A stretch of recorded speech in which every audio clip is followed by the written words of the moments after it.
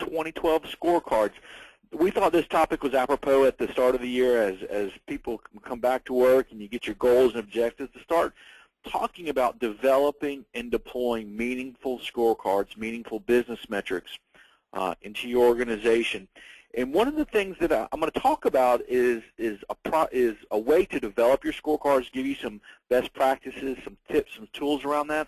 But you're also going to hear me later on this half hour talk about a scorecard process, because what I see in the organizations that I visit is that many of the organizations, they measure, they'll raise their hand, they'll say, we've got scorecards, we've got KPIs in place, but what they really have are simply thermometers. Just so we're all on the same page, a thermometer, it just tells you the temperature. That's all it does, and that's what many scorecards and organizations are today. It just tells them the temperature. It tells them, are you winning, are you losing? But as we go forward in this presentation, I want you to be thinking about your scorecards not as thermometers, but as thermostats. Because a thermostat, it'll tell you the temperature. It will tell you if as a business we're winning or losing. But what it will also allow you to do is make adjustments, to adjust the temperature up or down, make corrective action plans. And that's our methodology around scorecards. If you're going to measure, you've got to have the ability to make adjustments, make changes throughout the course of the week, the month, the year, so that you're driving that continuous improvement. You're getting better at what you're doing. I want to pause here just so I get a good read on the audience.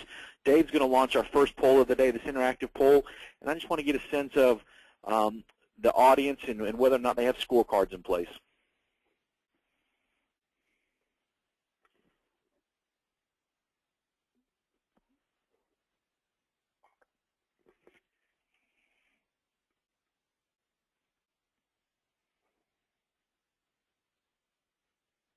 All right, we'll get about 5 seconds left here.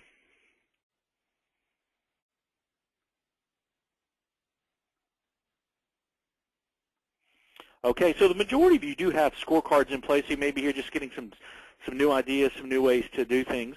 One of the things that my firm believes is that scorecards can do 3 things for you, 3 key outcomes with your business. The first one is it will educate. A scorecard process will educate your workforce. It provides a common business language so that we're all speaking the same thing. So when we talk about quality or we talk about budget and variance, we talk about overhead, we talk about expenses, we are all on the same page. We understand that vernacular, what it means to our business with that. And there's a lot of businesses out there that have acronyms. It allows us to know, for everyone to know the different acronyms and know what we're talking about. So when we go to meetings or speak with other people, we're all aligned on that. The second thing that a scorecard will do is it will facilitate. It will facilitate meaningful business meetings. And that's one of the things that I'm a big advocate of, is that we need to come together as a team, as a work group, on a weekly basis, and we need to review our scorecard and look at the areas where we're winning and look at the areas where we're losing. In this weekly meeting, the scorecard is the focal point. We may meet for 30 minutes, but 18 to 20 of those minutes are going to be spent looking at our scorecard. So it'll facilitate a meaningful meeting within our organization. And then the third thing the scorecard will do, it will motivate our workforce. There's a company that I've worked with in the past. They're located in North Carolina. They have about 1,800 employees.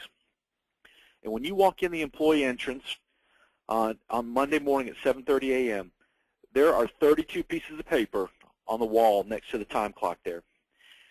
Those 32 pieces of paper represent various scorecards. The piece of paper on the very top is the scorecard for the entire site. Here's how we performed last week against the stated KPIs, business metrics that were developed. And then the other 31 pieces of paper are the different teams, business units within that organization. So I can walk in Monday, I can see that in the area of quality, our organization did not meet its goals and objectives. And then I can look to see what scorecard, what team within the organization was one of the reasons that hindered that performance. And if it's my team, you can bet that that coming week that we're going to be doing several things. One, we're going to talk about why are we below target, and we're going to be motivated to make corrective actions because we don't want to be viewed as the team that is hindering performance within our organization. So it's a very powerful tool when we display that data, make it available to everything. I get questions sometimes at conferences that I speak at, why have scorecards? Well, one, to track business results, to know if you're winning or losing. And when I go and visit organizations, I always ask people at various levels, whether they're frontline supervisors, vice presidents, or even down at the lowest level, frontline customer service person or someone on the shop floor, I'll ask the question, right now, are you winning or losing? Your team and your business unit, your organization. And companies that don't have scorecards in place, here's what I hear typically. Well, we just had another round of layoffs last month, so I guess business isn't very good. Or we're working a lot of overtime, so I guess we're doing pretty good. People have no idea, they cannot articulate whether or not they're winning or losing. So that's the first reason, so that people know how the business is performing. Second, I touched on it earlier, it provides us with that common business language. It drives accountability at all levels. And accountability is a word I hear a lot of people talk about in their organizations, how there's no accountability around here. I'm going to show you later on a tool which will bring visibility to accountability and which will allow you to track critical assignments, tasks, target dates, and the ownership around those. So scorecards will have that accountability, and that ties back to my second slide on thermometer or thermostat within your organization. It provides data so that leaders can make informed, educated decisions about the business. So before they make a decision about purchasing a piece of equipment or upgrading something, they can look and see how are we performing, where are we tracking against our stated goals and objectives for the year. So it helps them make the decision that's best for the business, not the decision that's based on what they're feeling. Establish priorities linked to corporate objectives. Every organization gets some type of corporate objectives at the start of the year. Here's what you need to do in terms of cost, in terms of customer service, quality, what have you, to help the organization be successful. I call that the strategic piece. What this scorecard will do is it'll break down the strategic piece and provide you with tactical things that the organization, the teams, the business units can do to help meet those corporate goals and objectives. And then the final thing it'll do, a scorecard will increase employee engagement. Because the employees, as we go through this, you'll see the employees are responsible for setting the goals and objectives for their team. They're given some guidance, they're given a template, but by creating the scorecard themselves, that brings them ownership. Hey, we own this, we're responsible for this. And go back to what I talked about with motivating. They are motivated to perform at a higher level when they have the ownership in that. What I don't like to see is when someone shows up and said, here's your scorecard for the year, good luck, and the team looks at it and says, this is not relevant, this is not meaningful to any of us in our organization. So by having the employees develop and deploy meaningful business metrics, given a process, it increases that employee engagement. Some best practices around the scorecards. First thing that needs to happen is, whether it's the senior leadership team, and ideally I'd like to see the senior leadership team set the key business focus areas, or maybe it's just the leader of the business unit, whether it's in supply chain or human resources or IT or finance. Identify 4 to 6 key business focus areas. And key business focus areas, those are large buckets. Maybe cost, maybe customer service, maybe people, productivity, safety, quality. Large buckets that every area of the organization, whether it's HR, IT, finance, that each of them can come up with, you'll see the next one, smart objectives, 2 or 3 smart objectives which support a key business focus area. SMART is an acronym: specific, measurable, attainable, relevant, and timely. So as you're developing your scorecard and someone says, well, I think we need to put reduce cost on our scorecard, that does not pass the SMART test. Now, if someone says, I think we need to reduce cost by 7% in first quarter, that's a SMART objective. That's something that we can measure. The next thing you'll see on there, what type of metric is it? Is it a currency? Is it a percentage? Or is it just a standard dollar? Go back to my example before. 7%, we're going to reduce cost by 7%. There's our target on fourth point, our target, our threshold, color-coded. I worked with a company one time in Pennsylvania. They didn't want to use colors. They want to use the smiley faces, frowny faces. I don't care what you use, but I want there to be a visible indicator. I'm a big proponent of red or green. If it's red, it means you're below target. If you're green, you're above target with that. People ask me sometimes, well, what about yellow? We've got yellow on our scorecards. I'm not a big fan of yellow because, in my opinion, yellow does not create any type of sense of urgency. It's one of those things where you're looking at it and you say, well, we're yellow there, which is that predefined danger zone between red and green. I want teams to know we're either winning or we're losing and make decisions based upon that. The next bullet point there, best practices, assign ownership. I've attended several meetings the past year where I walked in a meeting with a leadership team and they're looking at a scorecard, and the scorecard is full of holes. There's data that's missing. And then they have the discussion of, well, who's supposed to put that in there? And nobody knows. What I want to see, and you'll see in a minute here on my scorecard template, I want to see there to be a column that says owner. Who is the person that's accountable to updating that scorecard by a predefined time? I've got a company in Florida that I work with, well-known company. You would know them if I mentioned their name. Their non-negotiable is by Friday at 6 p.m. If you're the owner of a metric, you must update that scorecard by Friday at 6 p.m. Because Monday morning at 9:30, when the Senior Vice President of Operations of this large 5,000-person company comes in, he and his leadership team to look at a scorecard that is full of data, not full of holes. And then look at your metrics. Weekly, monthly, quarterly, annually, I believe that scorecards need to be looked at on a weekly basis because it allows you to make adjustments, course corrections, before it's too late. I do realize there's some data, such as your financial data. They may come on a monthly report. I'm okay with that if that's the best you can do. But what I don't want to see is I don't want, and I saw this in New Jersey last month, a company looking at a scorecard and the data is 7 weeks old. That's the newest data they got 7 weeks ago. And people are sitting there trying to think, what happened the first week in October? It's too late to make any type of course corrections, adjustments along the way. So I've showed you, I've talked to you about the best practices and some tips on creating a scorecard. Here's my scorecard template. I talked about having a common format, a common business language. This is my scorecard template that I like to see. You'll see that first column I talked about, the key business focus areas, 4 to 6 key business focus areas. And then underneath each key business focus area, 2 to 3 SMART objectives. The next column, the third one, the target, what you have to be above or below with that. In a minute, we'll talk about how your targets can change throughout the year.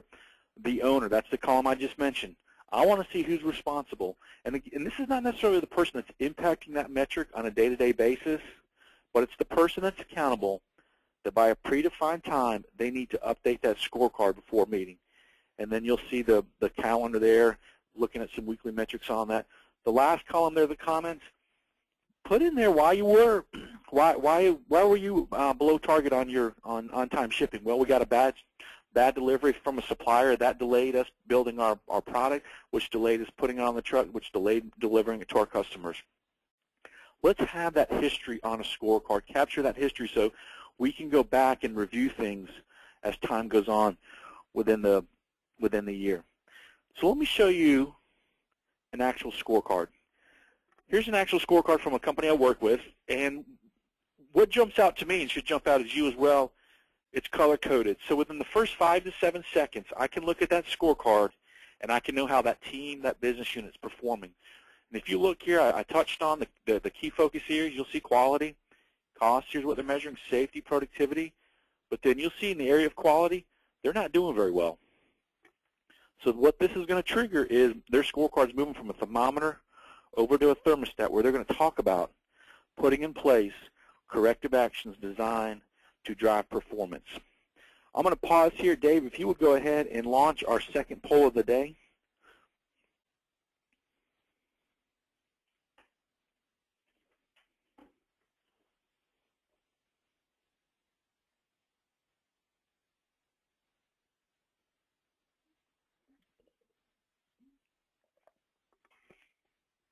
About 5 more seconds.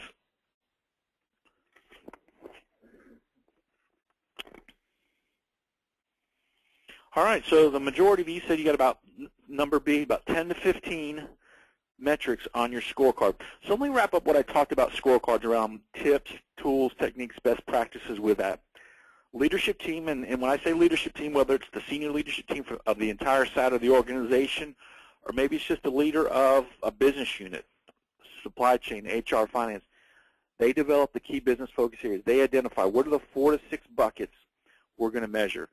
No more than 15 goals per scorecard. And it was good to see that that was kind of where your group, where everyone on this call kind of lined up, was around B, 10 to 15. I've seen scorecards where there's 55, 60, 70 metrics on a scorecard, and you ask the question, are you winning or losing? And there's so much data on there, they have no idea what it's telling them. 15 goals per scorecard. Performance is color-coded. It's either, you're either winning or losing, red or green. Visually projected in the room.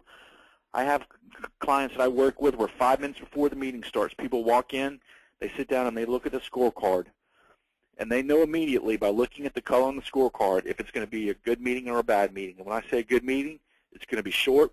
There's going to be recognition given out because they're doing well on the scorecard. And when I talk about a bad meeting, it may be a little bit longer than normal. And there's going to be some tough discussions around why are we below target, what do we need to do with that. Second point you see there, lower teams develop tactical scorecards to support the key focus areas. This is where you create that ownership, the buy-in, where you meet with the team and say, I need you to come up with 2 to 3 metrics for each one of these key focus areas. They're tied into the business better than anybody else. So they know, here's what we can do around quality. Here's what we can do around cost. Here's what we can do around people. Let them have the ownership in creating that scorecard. You still have control because it's still linked and aligned with the corporate objectives because you got your key focus areas, but let them do it. And the third bullet point you'll see there, corrective action plan. Any metric that is red, you must have a corrective action plan in place that says we're red, we're below target, but here's why, and here's what we're going to do differently going forward this week, this month. And then last one, any metric that's green for 90 days. If you're green for 90 days, it's probably time to change that metric, raise the bar up, raise the threshold, knowing you're going to go red for 2 or 3 weeks, but what it's going to do is drive continuous improvement within your organization. There's a company I've worked with in the past out in Los Angeles. They celebrate red on their scorecard because for them, red is an opportunity. It tells them where they can get better, what they need to do with that. So I want to talk about cascading scorecards now and how that works within the organization. You heard me talk earlier about the strategic side, where all levels of the organization should have a scorecard that supports the strategic goals of the business. So what you're doing is you're taking the strategic goals, each team is breaking it down to the tactical side, and we're going to have a common language and format for all of them. We're going to transition from the strategy of the organization down to the tactical. How are we actually going to do this? How are we going to meet that cost number for the year? How are we going to meet that quality number for the year? What are the behaviors we need to do to drive that? And then metric update and communication based on the level. What I see is at the lower level, these folks meet once a week. They're closest to the business. They're getting their numbers, and on a weekly basis, they're coming together and talking about it. At the top, now while this team may still be meeting once a week, at the top on a monthly basis is when they get the roll-up from all the scorecards, and they can see overall how are we performing monthly against the strategic goals and objectives that we have in place that we need to hit around that. So let's transition from out of building scorecards to more what I talked about earlier about the scorecard process. And very briefly, what I'm going to do is I'm going to tie it all together, tie in communication, I'm going to tie in accountability, and I'm going to tie in best practices around scorecard so that you can leverage your scorecard and maximize the utilization and efficiency of it. Because remember the second slide I opened with, I talked about thermometer and thermostat. This is where we're going to get the thermostat application, and we're going to have a process in place. And by the way, I thoroughly believe in a process, and so does my firm, because without a process in place to hold people accountable and talk about your metrics and have best practices, your scorecards are not sustainable. And a lot of times what happens is there's 1 or 2 people, business analysts in a company, that's the owner that's responsible for the scorecards, and they get the data and they present it to that team, and the team says, that's not right. There's no ownership in it. It's not sustainable. By having the team have the ownership for populating the scorecards, talking about it, and being accountable, you will see that process will be successful and sustainable. So let's talk about standard meetings and performance on that. What I want to see is I want to see every team coming together at least once a week to review their scorecard. and talk about it. I mentioned earlier at the top level, they're going to be looking at the metrics on a monthly basis, but they still need to be coming together and talking about key issues, items, hot topics, hot buttons within the organization. And I like to see it cascade. So at the top, the blue you see there, Monday morning, they come together. Level 1, they come together and they have their meeting for about 30 to 45 minutes, and they talk about the business. Then you'll see level 2, they come together 11 a.m. on Monday, review their scorecards, talk about the business. What's the information we need to roll down within our organization? Level 3 may be Mondays at 3. And then finally, at the lowest level there you see in red, by the end of the day, Monday, shift turnover, what have you, they have reviewed their scorecard. Everyone has talked about their scorecard performance for the prior period. They've made corrective actions. They know what they need to do. Everyone is aligned and linked within the organization on what needs to happen during the next 7 days to help the business be successful. Here's a meeting agenda from an organization, the software, PBL Scorecard, the software that we have here at Competitive Solutions and our client companies utilize. But what they've done is they've built the standard meeting agenda in here on a weekly basis. This is what everyone in the team or everyone in the organization, regardless of what team you're on, they're going to talk about.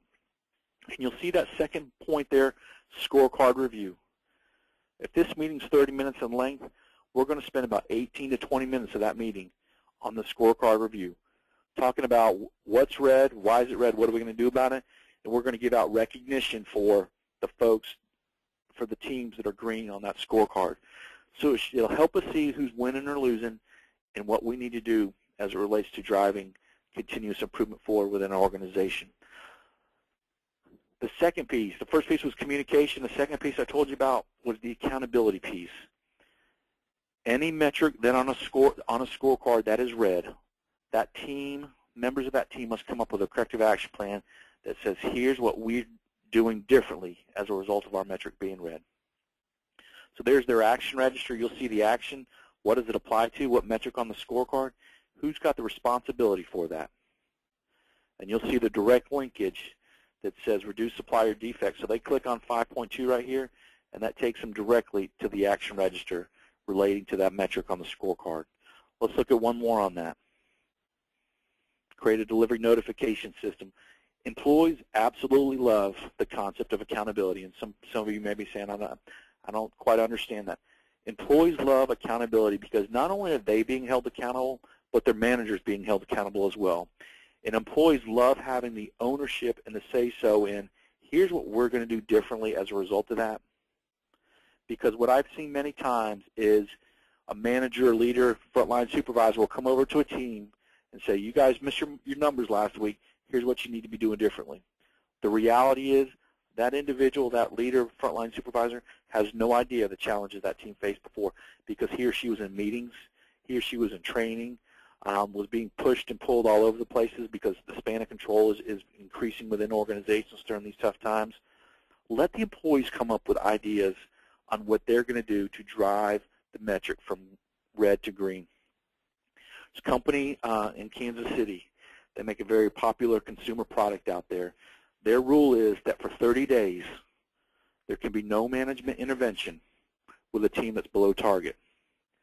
Now, on the 31st day, as long as there's valid corrective action plans in place, on the 31st day, the management can say, all right, let's talk about what we need to do differently. 85% of the time, within 30 days, they go from red to green because they're closest to the business, they're tied into the business, and they know what's going on, what they need to do differently.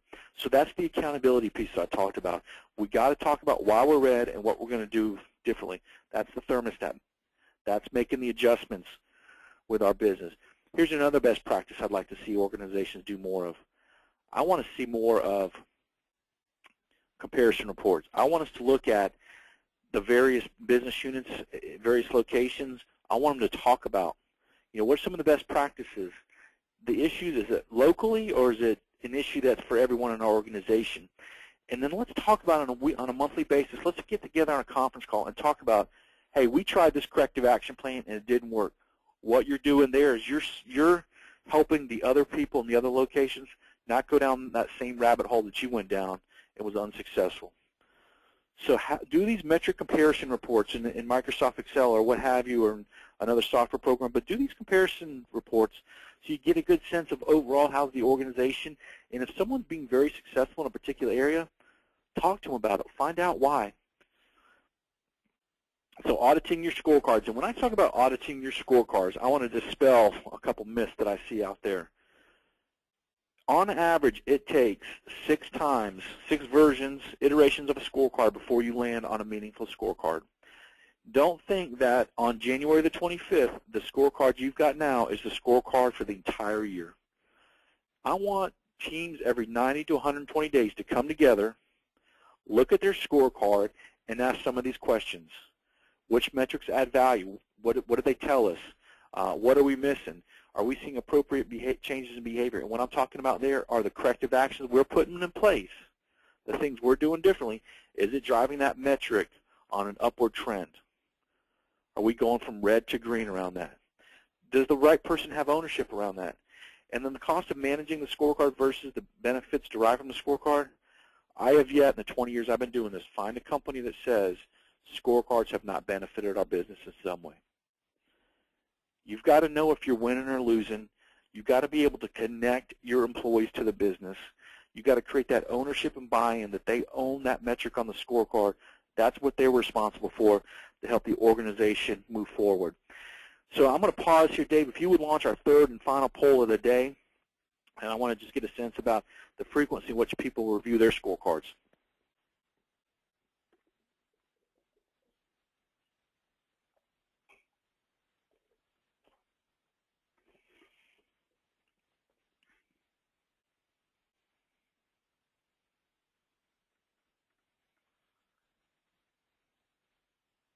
About 5 more seconds.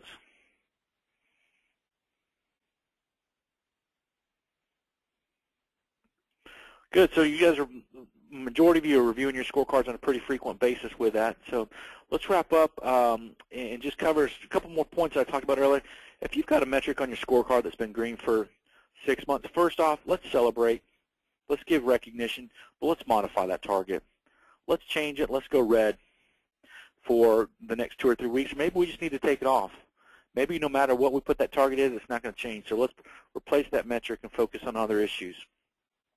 If you've been red, first off, there needs to be a corrective action plan in place. And if there's not, that's a different story. But you got to make sure you've got those corrective action plans in place with that. Second thing is, can we break it down? Can we create a sub-metric to help us determine underlying causes, why our actions aren't doing what we need it to do? And then is the ownership correct? Just making sure that the person that's updating it is getting the right data, doing that. And then, you know, as I said earlier about the company in Los Angeles, red is not always bad. Red is not designed to be punitive, but it gives us an area of opportunity to get better within the organization. So I want to summarize and wrap up what we've talked about here. First, developing the scorecard. It creates that common business language. It creates the ownership. It engages everyone in the organization. And by having those meaningful targets in place, people know they're connected to the business. They know what they need to do to help the organization move forward. Leverage your scorecard. Take it from that thermometer and move it over to that thermostat. Put in place corrective action plans. Share best practices. Have weekly communication meetings. Don't rely on email to talk about business results. Come together face-to-face and talk about the business. Because email, it's just we're just hoping that someone will read it. But when we're face-to-face and we've got people engaged, we can have meaningful discussions around the business. And then audit and improve your scorecard. Again, a scorecard on average goes through 6 revisions before the right metrics are on the scorecard for that team. So don't be afraid every 90, 120 days to come together for a short time and review the scorecard and ask some of those questions that I presented to you. Dave, I'm out of time. I want to pause and just see if we had any questions that came in during our time together. We did, Seth. We actually had some really good questions that were submitted throughout the session. As I've told many of you that if we don't have time, we will have someone follow up with you and address those questions. Here's a couple. How long should it take to develop a scorecard? Your first time out developing a scorecard, probably what I've seen in organizations, about 4 to 6 hours. And here's what I would do. I would get some flip charts, and I would put 4 or 5 around the room and have people go around and say, what are the key business focus areas for our business? What are the big buckets we want people measuring? Then once you've completed that exercise and you've identified, you've culled that list down for maybe from 12 down to 4 to 6, then put up flip charts and say, all right, each team needs to come up with 2 to 3 SMART objectives underneath each one of those. And then it's easy to assign ownership. The thresholds, the data is probably out there right now, so you can kind of go get the aggregate and see where you are right now. But initially about 4 to 6 hours to develop a scorecard. But then remember, can't emphasize it enough, that scorecard is going to change. And I've seen organizations where 120 days later, the scorecard they had before, they started over because it wasn't meaningful and it didn't connect people to the business. And that's a win when you come to that realization, so you can start over. Dave, last question, please. Sure. You talked about corrective actions for metrics below target. Who develops those? I want the individual teams and the employees on that team developing those. I don't want the management coming over and telling them what they need to do. I want the team to own that metric because they're closest to the business. They know what's going on during the 8 hours they're working there. I want the team to own the metric and for the team, the employees, to develop the corrective action plan on that. Folks, I'm out of town. I want to be respectful of your time. I know you've got other things to do, but my final slide here, just remember every Tuesday at 11 we send out our weekly tips about various management strategies, various things to do within your organization. Next month, the month of February, we're going to talk about, we've had a lot of requests for people to talk about strategies for more productive meetings. I have learned people don't mind going to meetings if they're outcome focused, outcome driven, and that's what our message is going to be in February. We're fortunate enough to have done work with Learjet out in Wichita, Kansas. We're going to be doing a workshop, a public workshop and a public benchmarking tour out there in May. So if you're interested in that, let us know. Our website's processbasedleadership.com. And then finally, Dave is going to, when I'm done, there's going to be a survey. If you want some scorecard examples, I will be more than happy to share those with you. Let me know, and we'll get those out to you later today or tomorrow. And then finally, if anyone, any team, organization needs help creating scorecards, been doing this for 20 years. I got a strong staff of consultants from a wide variety of organizations. Be more than happy to work with you in developing a meaningful scorecard in the scorecard process. Thank you so much. You have a great afternoon.